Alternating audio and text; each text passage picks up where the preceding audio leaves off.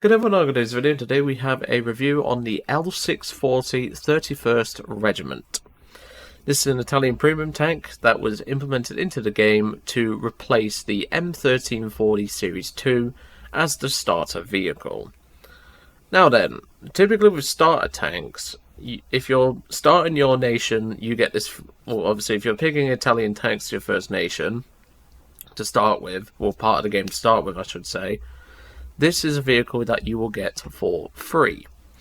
Now, do I think it is worth the investment if you did not choose Italian tanks to your first nation and you're looking at this for a premium? Personally, no.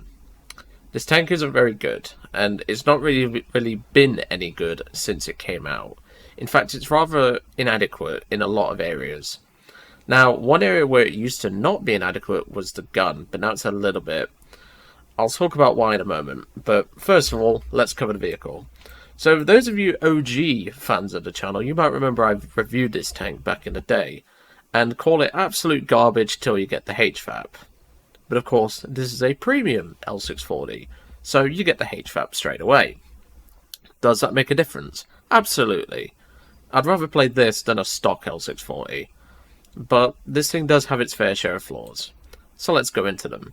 So first of all, the armour is only 13mm thick and is completely flat. There is no real way to angle this armour because there's always going to be a normalization point. And in general, the hull armour and the turret armour will not save you from really anything. You might have a lucky bounce from on the turret front just over here, but otherwise, don't rely on it. And at least you've got negative 12 gun depression, which you can put to very good use in this tank. But unfortunately, there's a few things that do let this tank down, which doesn't really help the gun depression. So speaking of the turret, you've got 40 around the main base and then 25 as well as some additional plates around. This is quite trollish. I don't really die to turret shots in this thing. It's mainly hull shots. The side of the tank is 15mm thick, with the side of the turret also being 15mm thick. The rear of the tank is 15mm thick, with the most of the rear of the turret being 15, followed by the what looks like the Tasmanian Devil part of the hatch on the back being 25mm thick. Now, I'm no expert, but why would you have two different thicknesses of like a hatch and then a turret? Why not just make the turret 25 and then... Yeah, but that's probably to save weight, to be honest. And given this thing's poor power to ton or horsepower to ton ratio, that is kind of required. On top of the tank, it's just 10mm thick, so you'll be very vulnerable to things like 50 cals from above. Same with the engine deck, and there's even some parts of the engine deck that are even weaker. So overall, the armor isn't like it's low tier. Like realistically speaking, it's low tier. The armor is not going to save you no matter what. The turret front might if you get this thing into a hold down position, but the key word is if. Let's look at the mobility. The top speed is 26.2 miles per hour forwards and 4 miles an hour backwards, which is not bad at all. That is perfectly respectable. The problem is the engine. This is a 6.8 ton tank with a 68 horsepower engine. This propels the tank quite slowly to its top speed of 26.2, and I've only gotten it to 26 twice, and it took quite a while. Generally speaking, you're going to be touching around a 22 to 15 miles an hour sort of region, like in that sort of region for mobility wise. It's certainly better than stuff like the M13s, but it's still not stellar for something that's called a light tank. As a result, having this low power to weight ratio really affects the tank, and obviously only having 2 crew members, which is why I definitely don't suggest picking this up as a new player, is 1% of the reason why that you should not buy this tank, even if you're an experienced player. Now let's go into the gun. So you might think of this as a bit strange given the HVAP nerf, but there is actually some method to the madness. So I tend to main the Perforanti Mod 35 round, which is a pure armor-piercing incendiary tracer belt. Now, I know what you're thinking. Why would I main something that's worse than the Panzergranat 40? Well, the Panzergranat 40, as we're going to cover in a moment, isn't as good as it used to be, and half the belt is filled with this anyway, and this round is actually quite useful. This does have a small bursting charge of 1.7 grams of TNT, which is actually quite effective, as you're going to see in the gameplay. It does help wound crew members to the point where they're almost taken out, and then all it takes is another 1 or 2 rounds and you're going to finish them off without even having to aim for crew members. It's quite a good round in that sense. Obviously, never use the default, because if you do, you're a masochist. But let's go into the main selling point of what this tank brings to the table over a regular L640. You get this stock, which is quite nice. Obviously, the premium comes fully spaded, but you get my point. So the Panzergranat 40 used to be a pure HVAP belt in the German tanks, and I think it was the same how it is now in the Italian tanks, with half HVAP and half APIT. The APIT still had explosive back in the day. The thing is that the penetration has dropped from 64 to 48 millimeters. This does affect the vehicle quite a bit, but it's still able to compete if you know what you're doing. But there's one other flaw with this tank that I haven't mentioned, and it's right here. Now I know what you're thinking. What the hell does the suspension have to do with the performance of a tank? Well, it's quite simple. This tank has quite spongy suspension. What I mean by that is it likes to bounce around a lot, and that really doesn't help when you're trying to get this 20mm on target. And especially if you're coming to an abrupt stop, that really doesn't benefit the tank at all. Like, it really doesn't. Now, on the move, it isn't as bad, but it's still noticeable and can affect your shots. So, as I said, try to get this thing to a position where you can use that gun depression, and you can also use the turret armor, which it won't always save you, just a fair warning. But generally, I've had a couple of bounces off the turret front, so that's probably your best way to play this thing. But otherwise, I would not personally suggest picking up this tank, purely on the basis that it just isn't as capable as some people might think. You definitely don't want to pick up the M1340 Series 2. If I was to give my personal suggestions, I'll probably go with the Panzer IV G or the M4 Hybrid. The Celery is optional, but I think that's not really a new player-friendly tank due to its gun, but obviously the mobility is. The M4 Hybrid, however, would bring quite a bit more to the table for a new player and would definitely help them out a bit more. But if you're looking for something just to kill some time in and maybe just relax in low tier, maybe you enjoy spongy suspension for some reason, maybe you own some sort of modified Cadillac in real life with hydraulics or something, then go ahead and buy this tank. But for a new player, absolutely not. Anyway, I'm going to hand you over to gameplay now. It's just me on this match, and I will see you all on the next one.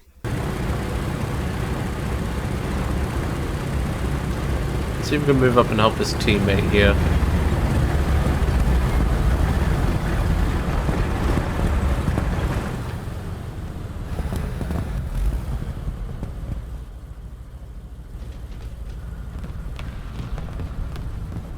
Yeah, that ain't him, I don't think. Attention to the designated grid zone! The Allied forces have captured a zone.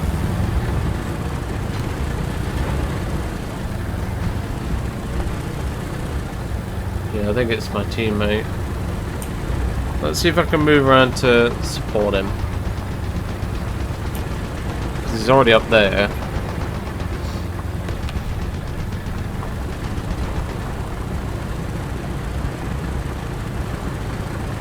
Come on, tank, let's go. That guy's been pinging the same freaking spots on the map, some of which don't even have enemy tanks there. He's just been pinging the map constantly.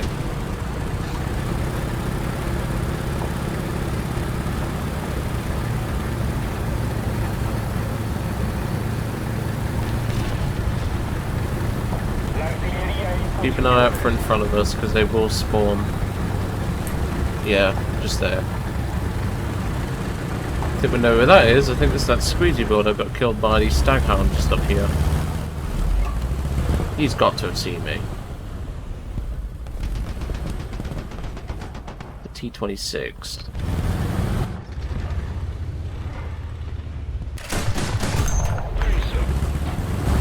The enemy controls most of the strategic. A little more forward. We'll load the HVAP for this guy. Don't think he seems too bothered by my existence at the moment, but if he was, I'd be in trouble.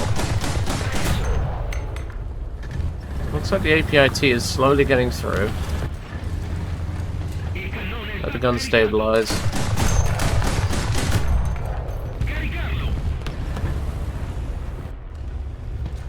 Come on. There we go. Changing mag to the APIT. Allied forces have captured a zone.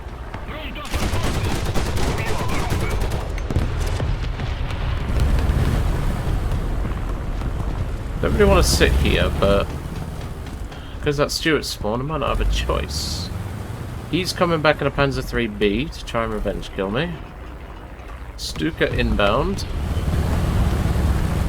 It's going to reverse here. Like I said, I don't want to sit here, but because I'm pinned down, I don't really have a choice. Attention to the map. Let's drop some art and help the team. He might think I've gone on my own way, but I haven't, buddy. Now you can see why I'm using this belt. Even though I didn't kill many crew members, his turret traverse, his driver's ability to maneuver the tank, it's just going to be worse for him. Even though I'm not outright killing. That's the Libyan Stuka. There's something German up here. Lots of artillery on my position right now. Yeah, that was the Libyan Ju-87. I'm gonna have to load the HVAC and then reload a fresh belt.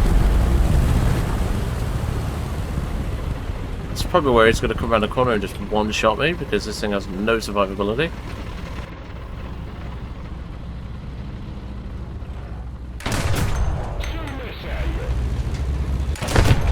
I got his gun, and that's the important part.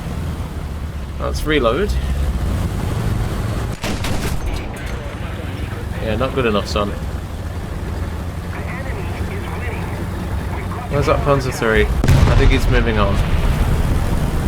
He's definitely going to come back for a revenge kill, though. So I'm going to take this opportunity whilst he's respawning to swing around and head towards A. Because they're definitely going to be coming from behind. They'll know I'm there. Well, not necessarily they'll know I'm there. We'll reload a fresh mag. Well, a relatively fresh mag. And plus I want the extra explosive filler anyway.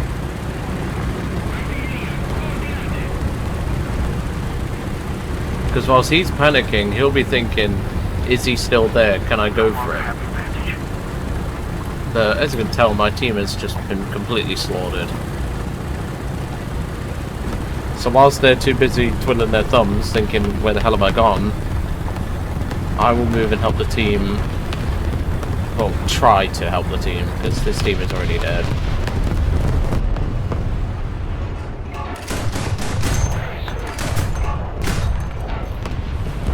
My mouse pad didn't really help me there. Gonna need the HVAC for this guy.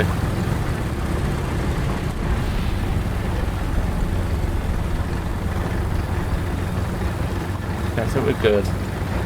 No, we're not. We're not. Absolutely not.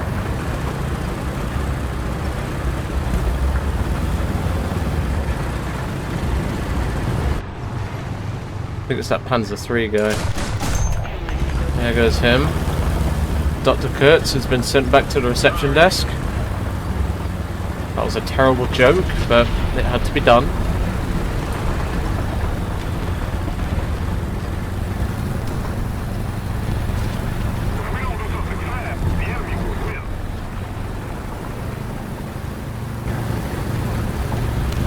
I think he's just behind these rocks.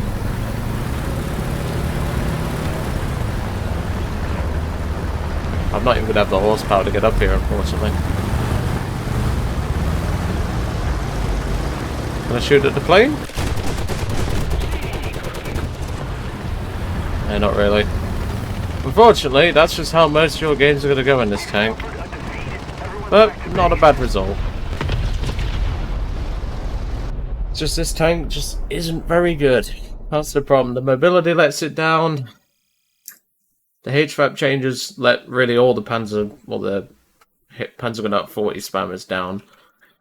But with the changes to that, I just don't think this thing's worth it.